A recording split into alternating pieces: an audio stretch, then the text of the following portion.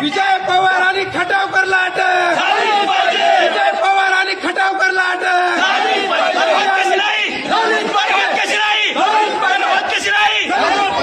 आणि या विजय पवार तर करायचं काय, या खटावकरचं करायचं काय, या विजय पवार तर करायचं काय, नराधामाला कारवाई, या नराधामावर कारवाई, अरे यांना तात्काळ अटक, होत कशी नाही, होत कशी नाही, यांना अटकेसाठी उद्याच्याला बीड जिल्हा शैक्षणिक बंद झालाच पाहिजे।